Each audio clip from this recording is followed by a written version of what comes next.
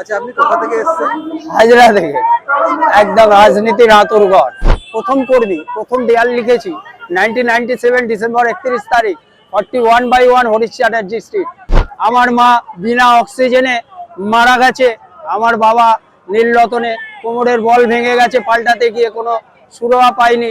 দালালের মাধ্যম ছাড়া কোনো কথা হয়নি। রাজনীতির ঊর্ধ্বে আজকের যুবসাথী, কন্যাশ্রী, শিশু সাথী, সমব্যাথী, মা canteen, everything, student credit card, individual কোনো দলের লোক পাচ্ছে না। 10 কোটি মানুষের জন্য বার্ধক্য ভাতা থেকে বিধবা ভাতা সবাই পাচ্ছে। সেই মমতা বন্দ্যোপাধ্যায়ের রাজনীতির দর্শন হচ্ছে সে সর্বস্তরের মানুষের কাছে পৌঁছে দাও। কে আমায় ভোট দেবে, কে দেবে না, ম্যাটার ইজ নট, সেটা আমার ব্যাপার না। আমার পরিবার, বাংলা আমার পরিবার। আচ্ছা, আপনি কোথা থেকে এসেছেন? হাজরা থেকে। একদম রাজনীতির আঁতুড়ঘর। তো আপনার সমস্ত গায়ে মমতাদির বিভিন্ন রকম প্রকল্প সবকিছু লাগানো আছে, তো আপনি মানুষের কাছে কি বার্তা দিতে চাইছেন? বার্তা দিতে চাইছি, আমরা সেদিনটা দেখেছি যখন বামপন্থী সরকার 34 বছর ছিল, সেদিনটা দেখেছি। বাস্তবটা আমি প্রথম কর্মী, তৃণমূলের প্রথম কর্মী, প্রথম দেয়াল লিখেছি 1997 ডিসেম্বর 31 তারিখ 41/1 হরিশ চ্যাটার্জি স্ট্রিট। আমি প্রথম কর্মী। 98 1 জানুয়ারি একটা কাট আউট ধরে প্লাইয়ের উপর আঁকা, তখন ফ্লেক্স হতো না, ধরে দাঁড়িয়ে করছি। আমার মা বিনা অক্সিজেনে মারা গেছে।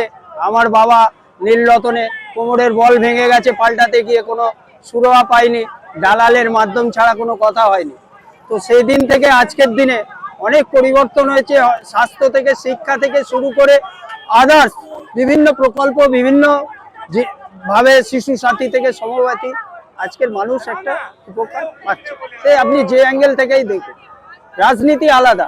হ্যাঁ, রাজনীতিটা পুরো আলাদা।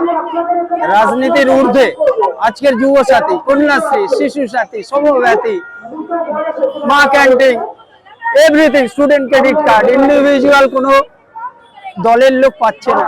10 কোটি মানুষের জন্য বার্ধক্য ভাতা থেকে বিধবা ভাতা সবাই পাচ্ছে। সেই মমতা বন্দ্যোপাধ্যায়ের রাজনীতির দর্শন হচ্ছে সে সর্বস্তরের মানুষের কাছে পৌঁছে দাও।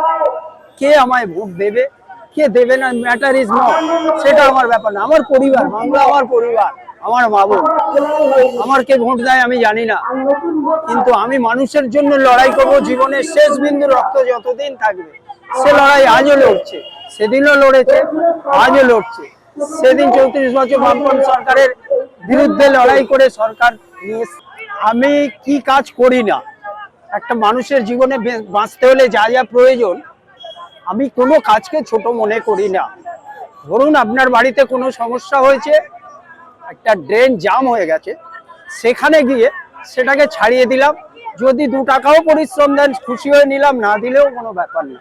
আমি গাড়ি ধোয়া থেকে, অ্যাম্বুলেন্স চালানো থেকে শুরু করে, জল সাপ্লাই দেওয়া থেকে, মানুষের ব্যাগে করে বাজার বাড়িতে পৌঁছে দেওয়া থেকে শুরু করে যে কোনো কাজকে কোনো পরিবার ভাবি।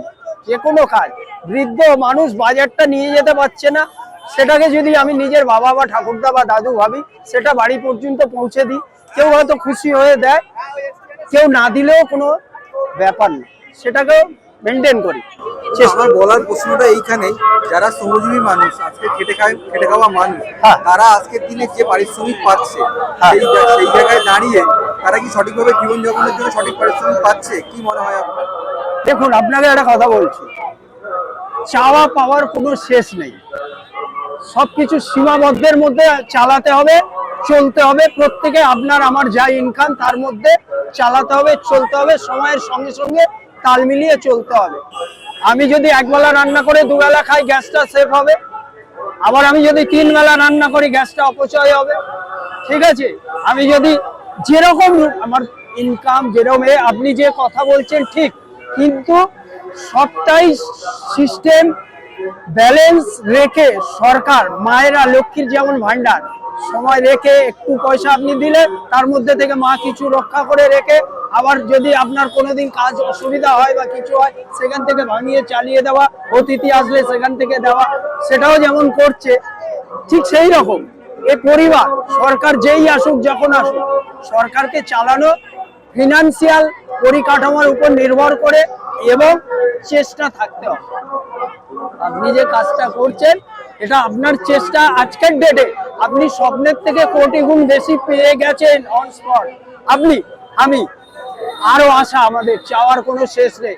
আপনি স্টেট খেলছে, আপনার ইচ্ছা হচ্ছে হোয়াইট হাউস ন্যাশনালে গিয়ে যদি এই ক্যামেরাটা ধরতে পারি ট্রাম্পকে, আমি গর্বিত মনে করবো, আমার কাজটা তাহলে সফল হবে। ঠিক সেই রকম একটা মানুষকে সঠিকভাবে জীবনযাপন করার জন্য যেটুকু তার 100 বার আপনি যেটা বলছেন সেটা চালিয়ে যেমন যাচ্ছে আমার নেত্রী, আশা করি আগামী দিন পরিপূর্ণতার সঙ্গে ভগবান আল্লাহ যদি ওনাকে সুস্থ রাখে, পরিবারকে ঠিক রাখে, আমরা যদি সঠিক কাজ করি, আপনি নিরপেক্ষ যদি সঠিক কথা বলেন, তাহলে দেখবেন আগামী দিন ভগবান তুমি যুগে যুগে দূত পাঠাইছো বারে বারে দয়াহীন সংসারে, ঠিক দেখবেন বিপদ আসবে, রক্ষা করার জন্য কেউ আসবে।